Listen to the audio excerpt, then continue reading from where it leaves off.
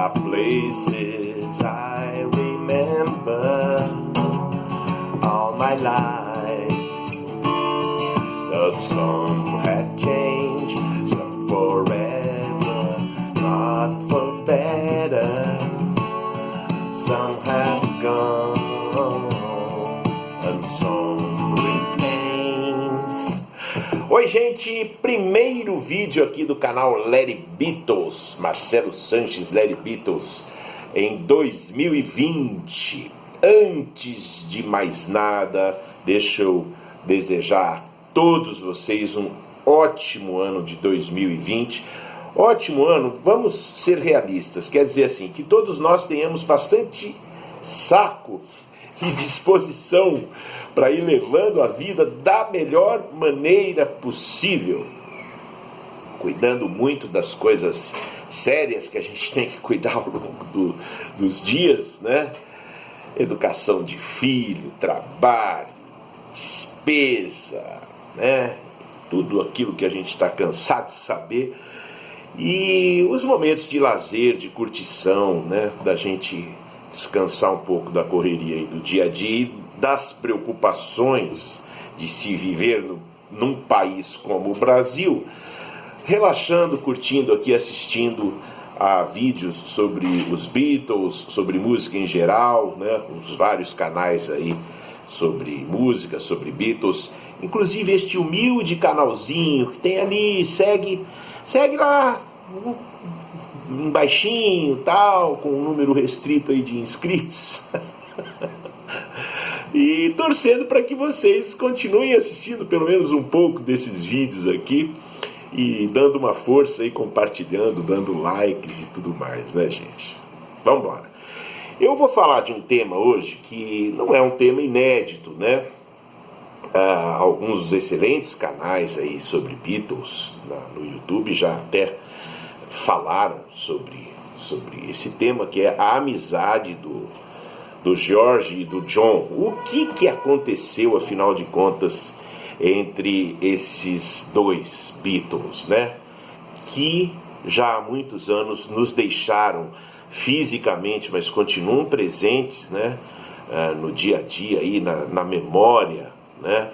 De nós que somos fãs e também, com certeza, de todos os admiradores da boa música. O John e o George, eles foram, assim, dois caras especialíssimos, né, gente? Eu acho que os Beatles tinham dois polos ali, a gente pode definir, a gente pode falar tudo dos Beatles, né? E eu acho que às vezes eu penso assim, né? Em um polo que é mais, vamos dizer, que era mais, eu não diria intelectualizado, mas tá, vamos dizer ali, as duas cabeças assim mais pensantes, mais preocupadas com a parte assim espiritual da vida e como conciliar, né, todas as dificuldades, os desafios, as vivências, né, entre o estrelato, né? Os dois caras eram partes da banda mais famosa, banda musical mais famosa de todos os tempos. A gente não tem nem dimensão do que seja ser um Beatle, né, gente? Né? Vamos falar a verdade aqui, a gente só imagina, né?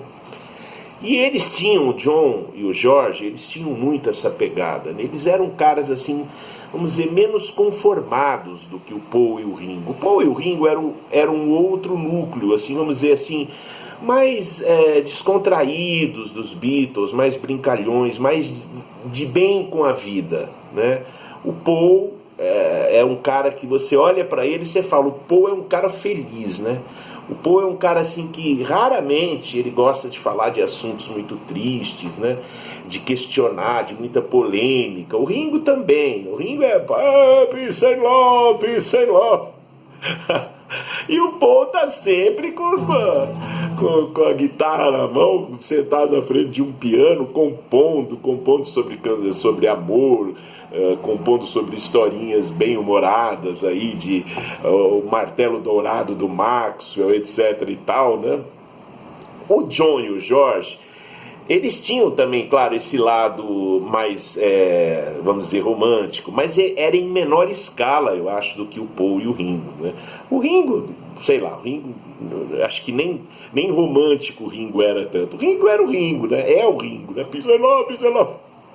Então, o John e o George eram os caras que se preocupavam mais com questões sociais. Nos anos 60, e eles foram, vamos dizer, aqueles que se entregaram mais de corpo e alma à questão, primeiro, a questão da meditação, aquele envolvimento na Índia. Eles tinham a alma deles, as almas deles, tinham uma sede maior de conhecimento e de compreensão do mundo. Eu acho que essa é a definição mais legal. Eles queriam entender a razão, os porquês, com mais vontade, mais curiosidade, mais necessidade do que o Paul e o Ringo, por exemplo. Não vai aí nenhum julgamento de valor, né? Não que eles fossem melhores que o Paul e o Ringo, mas havia essa característica por parte de cada um deles, né? O John começou na mesma barca lá que o George, a meditação, foram atrás do Maharishi, né? Tanto que o John e o George foram os que voltaram por último lá da Índia, né? O Paul e o Ringo voltaram antes, né? Que não aguentaram, né? E o John, depois que ele conheceu a Yoko, se enveredou mais pela questão, assim, uma questão. O John, vamos dizer, foi para o exterior dessa questão. Ele foi atrás de entender o mundo, ele foi combater a guerra do Vietnã, ele começou a divulgar esses eventos de protesto, pedindo o fim da guerra do Vietnã. O George, não que ele não fosse simpático a essa causa, mas o George foi mais pelo caminho da interiorização, né? Meditação, estudos filosóficos, claro, em grande parte ali pela tradição indiana, de Krishna e do hinduísmo, né? O George, então, se interiorizou, enquanto o John foi para fora, né? O John foi para o mundo externo e o George ficou mais ali no âmbito do self, né? E assim foi a divisão deles ali. Você vê que o John Lennon Plastic Ono Band, o disco de 70 do John, é um encontro com o mundo, né? Ele traz à tona a consciência dele, o encontro que ele teve com o mundo, a crueldade das relações sociais, familiares e tudo que o traumatizou. Enquanto o George, no All Things Must Pass, foi mais para o lado realmente assim, de louvar a Deus, de buscar uma compreensão do psíquico, né? Dele mesmo, né? Ou seja, o John foi muito Freud e o George foi muito Jung, vai, vamos dizer assim. E assim foi o caminho dos dois, né? Então, depois do fim dos Beatles, eles meio que assim permaneceram amigos ali por um tempo, mas eles foram se distanciando. E esse distanciamento se deu por quê? O John, apesar dele ter dado uma força lá no fim dos Beatles, ele ficou lá cabreiro com o Paul, porque o Paul tolhia muito a participação do George, né, nas gravações dos Beatles, a inclusão das canções do George. O John meio que brigava com o Paul. Porra, cara, vamos deixar o cara gravar mais músicas, ele tá melhorando, ele tá ficando legal. Mas ao mesmo tempo também o John meio que boicotava, sabe aquela coisa assim? Era uma coisa ambígua, né? Ele dava uma força pro George, mas por outro lado também dava uma puxadinha de tapete. Quando ia ensaiar as músicas dos Beatles, as músicas compostas pelo George nos Beatles, o John meio que fazia corpo mole, bocejava, fazia piada, né? Tinha essa coisa, né? O single Something, por exemplo, foi o John que falou: não, o George tem que ter o single lado A, a Come Together vai no lado B, né? Então tinha essa troca essa ambiguidade no relacionamento dos dois o tempo inteiro, né? Depois do fim dos Beatles, veio lá o concerto para Bangladesh. Aí o caldo começou a engrossar. Antes disso, o George participou no Imagine, nas gravações do Imagine, ele registrou lá um trabalho de guitarra, de slide, guitarra, assim, um trabalho maravilhoso, uma puta força pro John Lennon. O Imagine tem, assim, se a gente tem a lembrança dos timbres do Imagine, a gente não pode deixar de fora o timbre da guitarra do George. É uma coisa que ficou impregnada na alma do disco, né? Você ouve o Imagine e você ouve lá a voz do John, naturalmente, e a guitarra do George, né? É uma coisa assim, você tinha ali no Imagine metade dos Beatles, né, tocando, e os dois caras que tinham enfim, esse movimento mais forte em termos de questionamentos e críticas ao establishment, ao mundo, enfim, embora eles também gostassem muito de grana, né, gostassem muito de estar nos primeiros lugares, enfim, ambiguidades de seres humanos, né? Até aí tudo bem. A coisa começou a ficar meio chata no Bangladesh, concerto para Bangladesh. O George convidou o John para tocar no concerto para Bangladesh. Convidou o Paul, convidou o Ringo topou, o Paul não topou, o John topou. Mas ele falou, eu quero a Yoko tocando comigo. O George falou, Yoko não. Aí o bicho pegou. Aí começou a pegar. O John ficou ofendidíssimo com o George, né? A coisa dos outros Beatles com a Yoko era um negócio atravessado na goela do John, né? Ele não se conformava com as atitudes do George e do Paul em relação a Yoko. Aí com o George, como o George ficou aliado ao John no final dos Beatles, o John meio que relevou isso, tal, foi no concerto para Bangladesh, com essa recusa do George em ter a Yoko nos palcos, o John ficou puto e começou a falar mal do George na imprensa. O George naquela ocasião estava fazendo mais sucesso que o John. O George fazia muito mais sucesso que o John. E o que aconteceu foi o seguinte, o John começou a ficar puto. Porque o George, tudo que ele fala, o George é um tonto, o George não sabe o que fala, o George é um ignorante. O John chegou a falar isso ali em algumas entrevistas, né? O George não sabe do que fala, ele não tem cultura, ele é um cara tosco, né? O John começou a falar assim do George.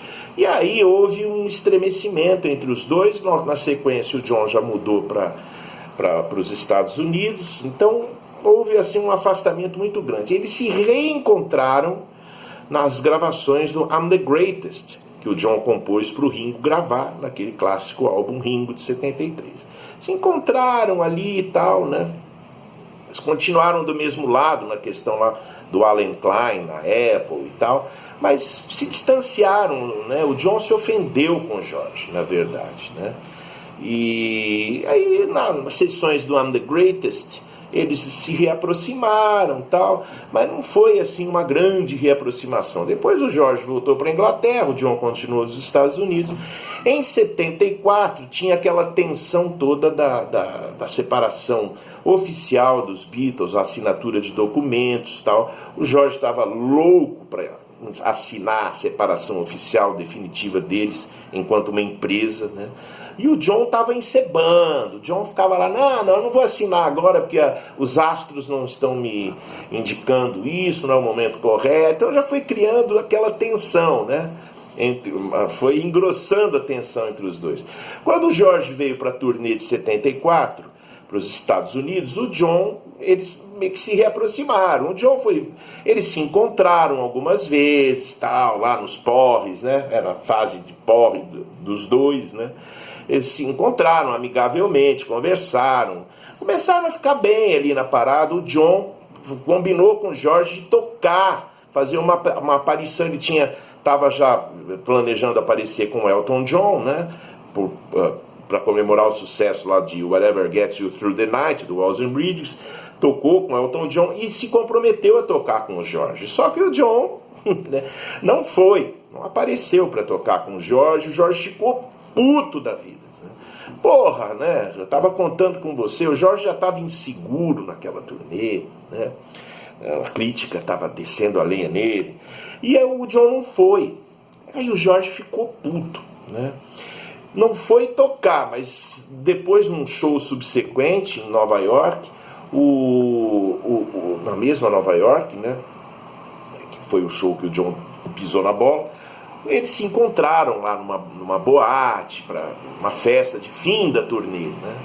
Se encontraram na boate. E há uma lenda que diz que tiveram lá uma discussão áspera em função da enrolação do John para assinar lá os documentos finais da Apple, e o George teria dado um safanão no John, os óculos dele voaram para longe e tal, né? Eu não sei se isso chegou a acontecer de fato, mas parece-me que, eu não lembro direito, eu li o livro todo, mas parece-me que a May Pang é que fez o relato dessa suposta cena entre os dois. E aí veio aquele período de retiro do John. O George também meio que voltou para a Inglaterra, parou de gravar tantos discos, né, sumiu dos palcos, também deu uma sumida, enfim. E eu acho que eles não se encontraram mais. Tem informações confusas a respeito disso, nesse período, né? O ápice da coisa foi quando o George lançou, em 1980, um pouco antes do John morrer, o George lançou o livro I'm Mine, com as letras dele, ele fazendo ali uma rápida dissertação sobre a carreira dele, a vida dele, e ele não citou o John em nenhum momento como uma influência para ele. Aquilo partiu o coração do John. O John deu, quando ele voltou a dar entrevistas, ele falou sobre isso. Pô, eu estou muito chateado, né?